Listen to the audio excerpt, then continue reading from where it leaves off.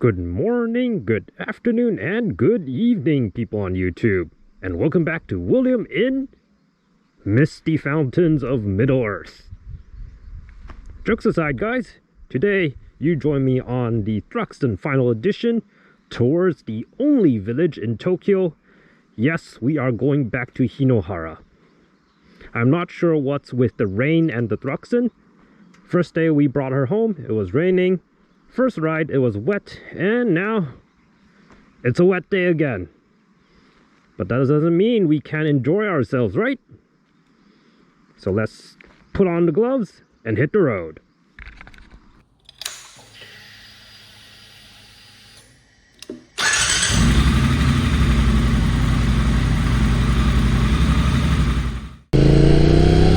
Alright, welcome back folks as we join onto Route 206, which technically is the Okutama Shuyu road. We've been here twice. Please check the archives if you are interested. But today, instead of the Super Sport, we are now on the Thruxton Final Edition.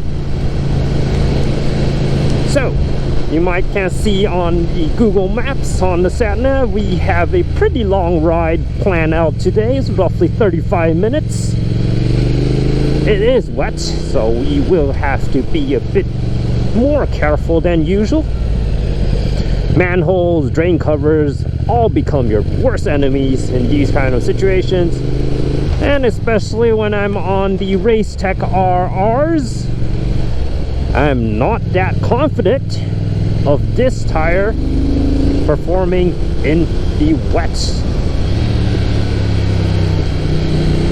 We now have over 1,100 kilometers on the odometer with the Thruxton, which also means we have finished its first service. However, according to Triumph, you have to wait till it's done 1,000 miles or 1,600 kilometers before you can use the full rev range. But we already have 6,000 revs to work with these kind of roads. I would say it's very adequate. Oh, good to go. Thank you, sir. Slow down a bit.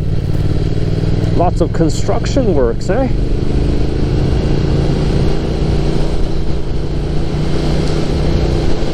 Right, in my last video, I did mention the Thruxton's engine is a bit lazy.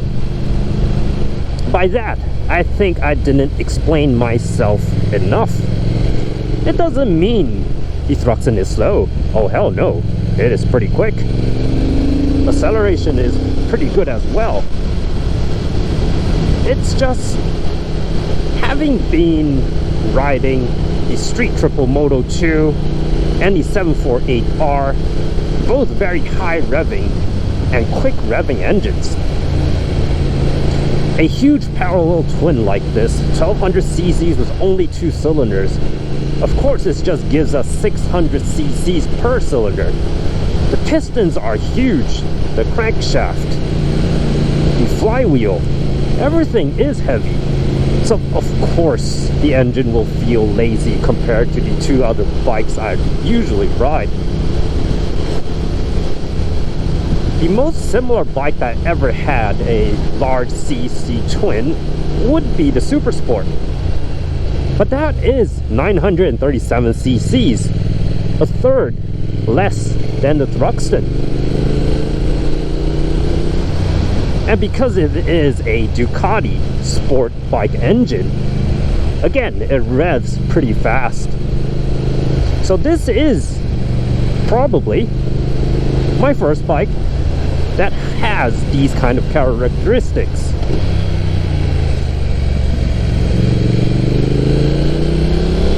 And once I figure out the torque curve, which really starts to wake up after 3,500 revs, yeah, the Thruxton is a quick bike, no doubt about it. But still, if I say it's lazy, it's in terms of how quick it revs up and revs down.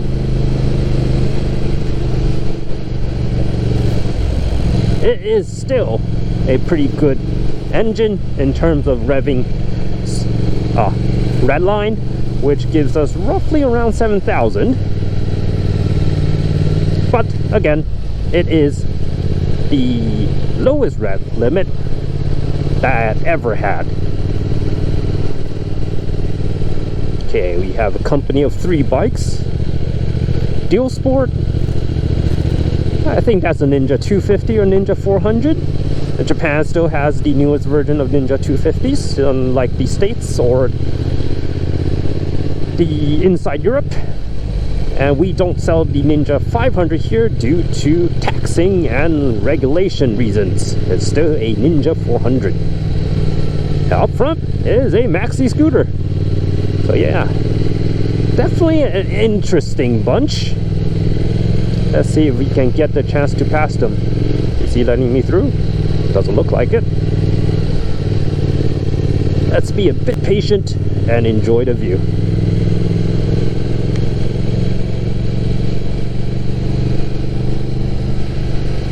So, Hinohara, as I mentioned, it is the only village within the Tokyo metropolis. All other, let's say, government bodies are at least a town, and this is the last standing village within the metropolis.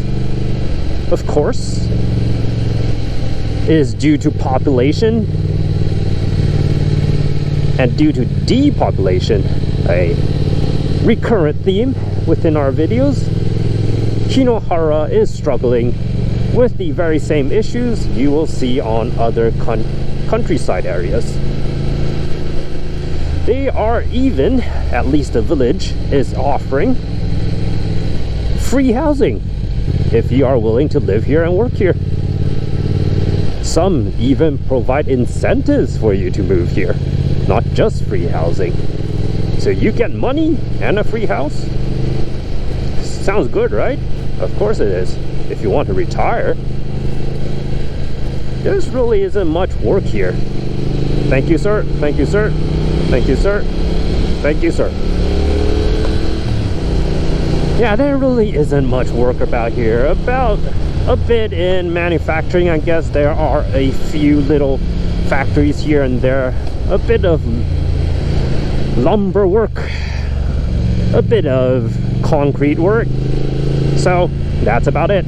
Of course, there's farming, but in these kind of hillsides or even inside the mountains, I don't think there's really that much agricultural work you can do.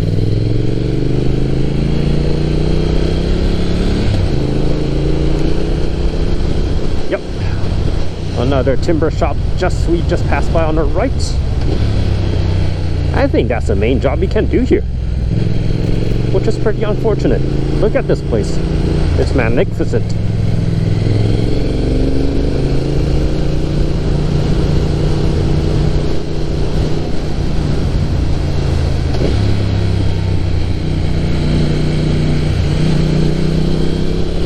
Road is a bit more drier, I think. At least there is no more rainfall. It's still very misty. Damp patches everywhere, so maybe we can hurry up a little bit, but not too much. Stay clear of those manholes. We do have a lot of foliage.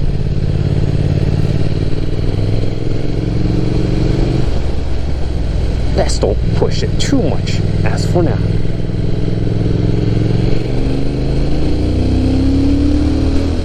Oh hell yeah.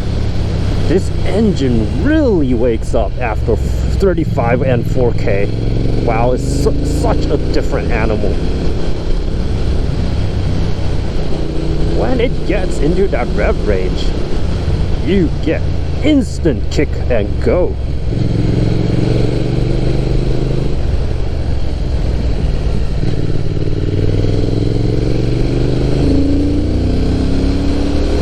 And the sound, wow, the induction noise, incredible. Still hoping for a bit more pops from the exhausts. Not so much yet. but I am fully entertained by this engine. What a bike!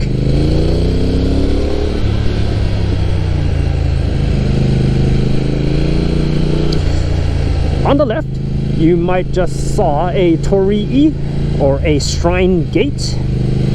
That shrine has one of the coolest names I have ever heard. It is the Shrine of the Nine-Headed Dragon. Sounds like something coming out of a manga or anime world. Maybe we should drop in for a visit in the future.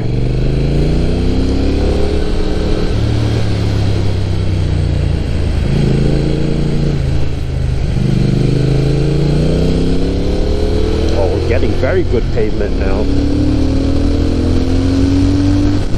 Oh yeah. Hell yeah.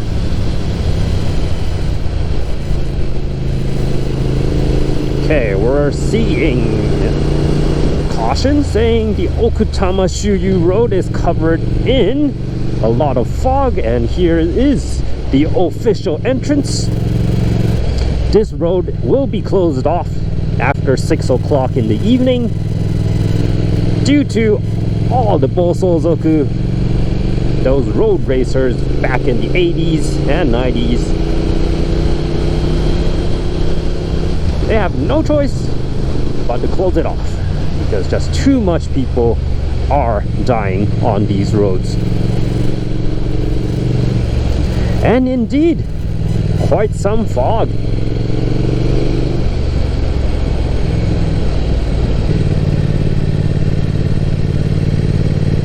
But the road is pretty dry, which is nice. Nah, I'll take it back. It's still wet. It's just the red part doesn't look wet. These red pavement seems to give you more traction. But anyways, it's not that bad. Definitely acceptable.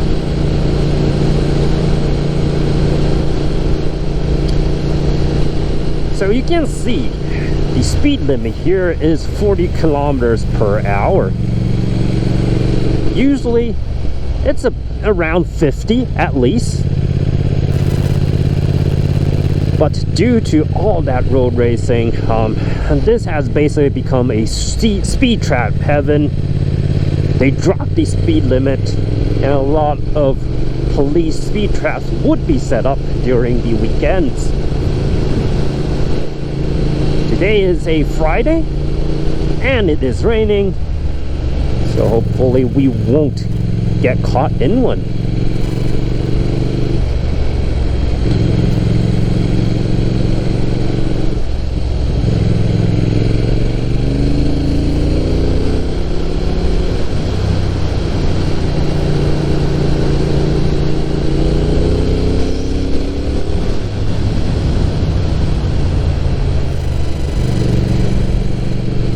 Definitely getting a bit cold up here.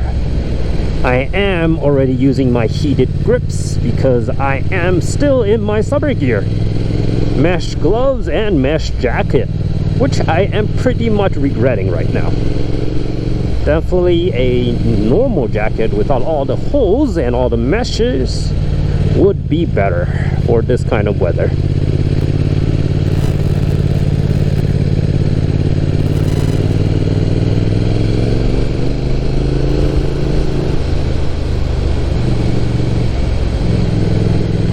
Lot of warning signs, understandable. Right, what do you have here?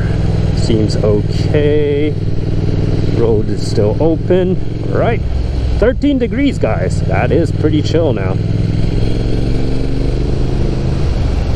Down home, that's where I came from. It's still a very nice toasty 25 degrees. Up here in the mountains, yeah, we're definitely heading into autumn.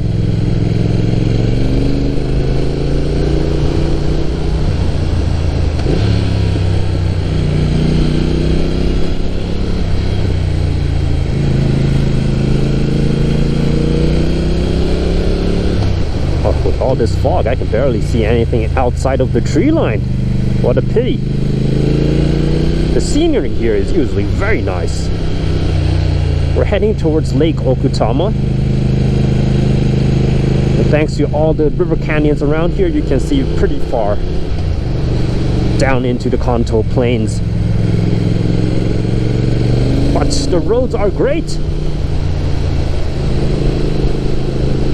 We still have that.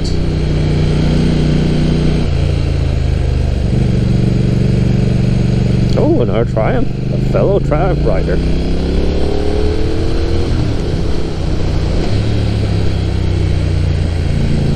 That looks like a Speed Twin 900 or a T100. I guess it's a Speed 900. Looks more like that.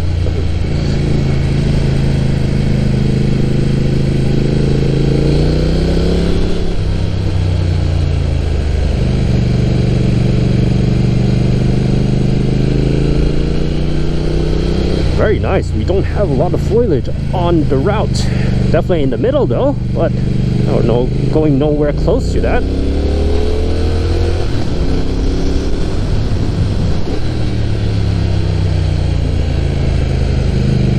Yeah, very typical of the Okutama Shuyu road. All those yellow warning signs you see on the side keep setting site of fatal accident, be careful, slow down. Yeah, almost all of these curves someone has died before, I guess. It's just one of those places. Back then, rebellious kids just like to race.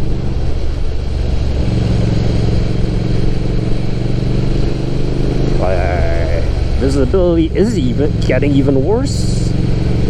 Luckily, you can still see the road, but I am going to slow down. This is not great.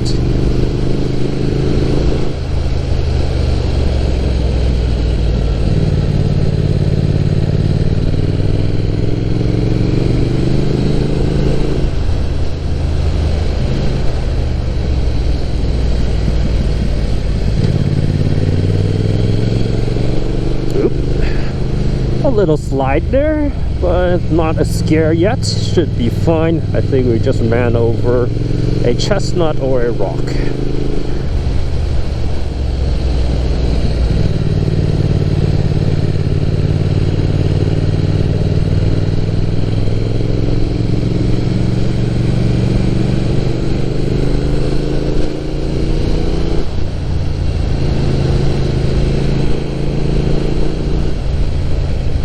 It's kind of understandable why this road is so famous for road racing.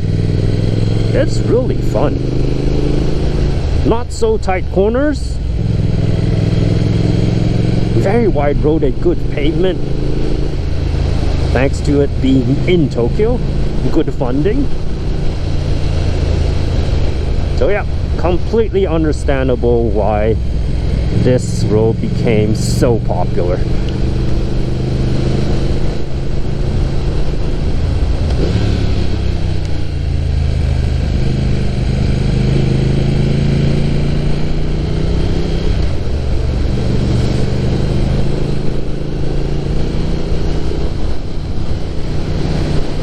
I think we're on top of the Okutama Shuyu road, and we are definitely going to start downhill. The Michelin Road 6s performed spectacularly during downhill, and also so did the Super Corsas. Let's see how the Race Tech RRs perform. They are using the same compound with the Super Corsa. I think might need to double check myself there, but if that is true, they should feel pretty similar.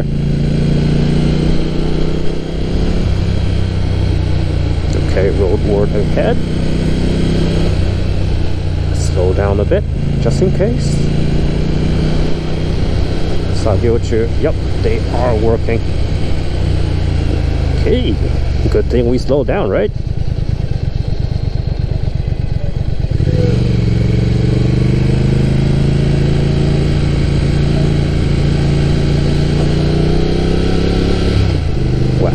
the fog is definitely getting thicker. I could barely see past this turn, this curve.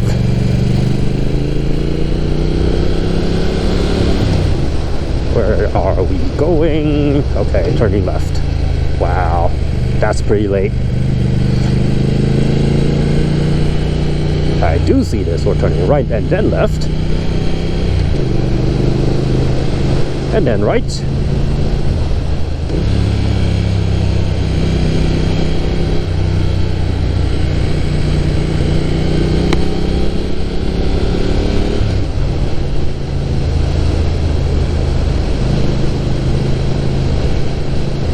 Is that a monkey? Yes, this is a monkey. That is a monkey. That's another 2 more monkeys, 3 more monkeys. Okay. That tells you we are in the mountains. Oh, they are definitely feasting now. All the fruits are on top of the trees. If they don't eat now, they're definitely going to get harder to find food during the winter.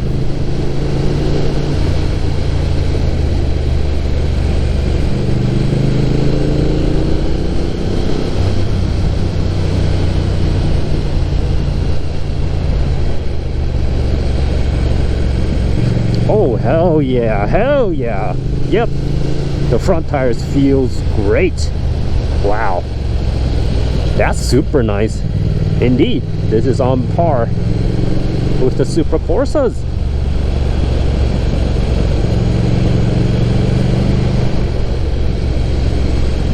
Even in wet weather, although it's not that wet, if you get those kind of feeling with your front end, oh yeah. These tires are great.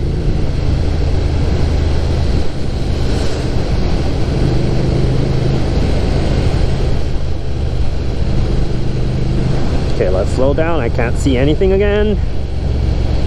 Alright, right turn.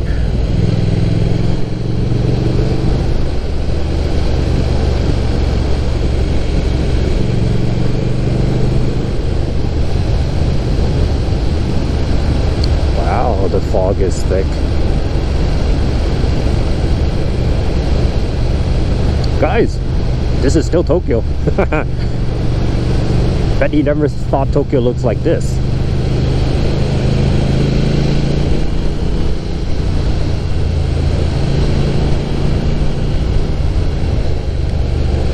Okay, right turn.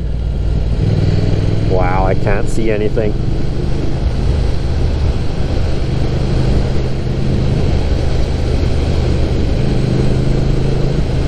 Okay, now things clear up.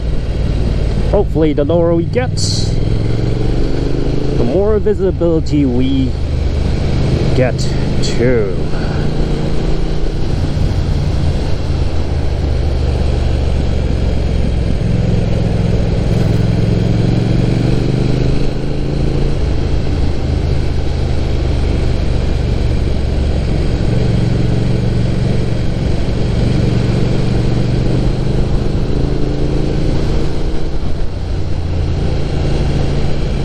I think we are coming about to the shore side of the lake.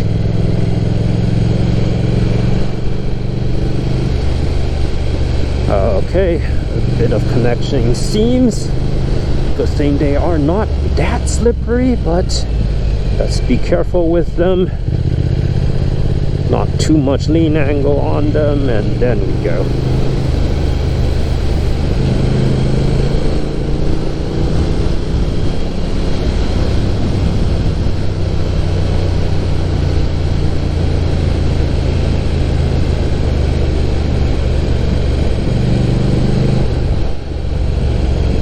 Okay, another seam. Okay.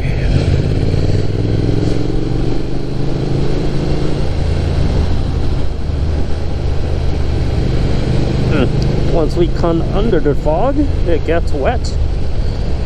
Well, naturally that is the case, I think.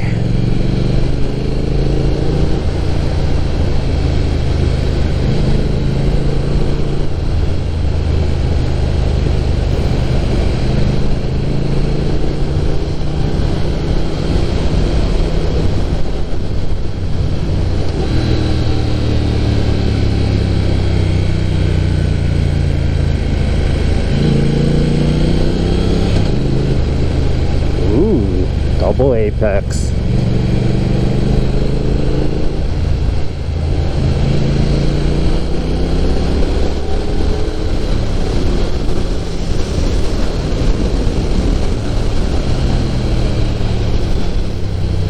Oh, seam. Okay. Whew. Sorry for the lack of commentary. I kind of had to focus there.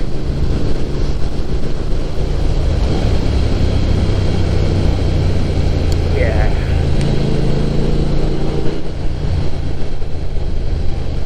Having enjoyed the Thruxton for the roughly 2 months, I think, 2 months, you can definitely see. Oh, okay. Thank you, sir. I'm not supposed to overpass him there, but since he's really nice to us, let's do so. Yeah, where was I? Yeah, with the Thruxton. After living with it for 2 months, although I don't get to ride it every day, I kind of get the feeling of this frame, and the weight of it, and the engine characteristics, of course. To put it simply, you have to muscle it about. It is definitely a bit heavier. Yes, it's on paper the same weight with the Super Sport, but after putting so much stuff on it, these engine bars, the bullet fairing, it's definitely a bit heavier. It is a double cradle frame as well. It also does not use the engine as a stress member. So here and there, it definitely feels a bit different when you are throwing it in to these curves. Same with acceleration, same with braking. It's fast, it stops, but you just have to put in a bit more effort into it. A bit more throttle, a bit heavier on the brakes compared with the other two bikes I have. But in the end, it is very sporty. After all, it is the most sportiest bike in Triumph's modern retro lineup. Well, at least that's still the Speed Twin 1200 RS comes to market. We will see how different that bike is compared with the Thruxton.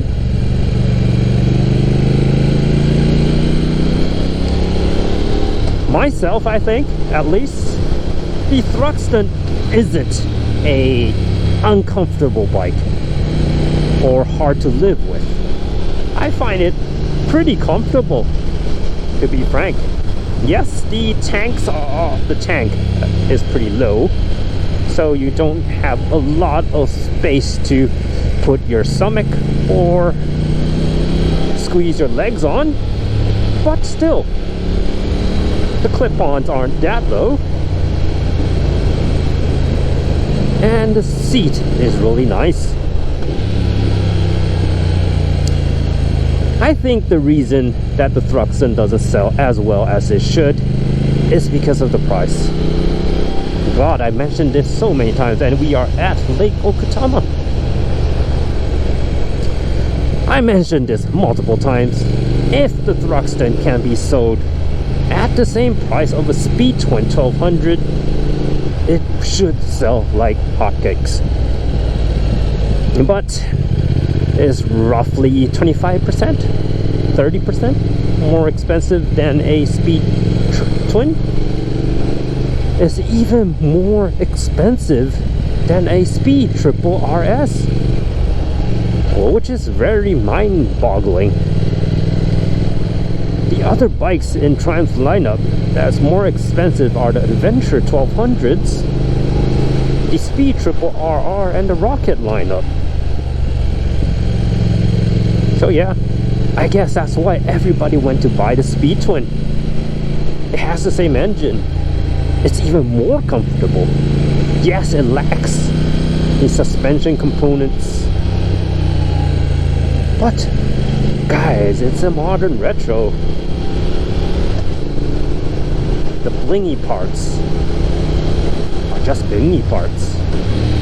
If you really need make better suspension, there's always tons of aftermarket upgrades. So why would you buy a Thruxton? Instead of a Speed Twin? So yeah, very unfortunate that the Thruxton is now over. End of production. End of its glowing history. But here, we still have it with us. This has been William. And the beautiful Thruxton Final Edition. We finally have some dry pavement. And I am going to continue to enjoy. Thanks for joining us again, and see you next time. Bye bye.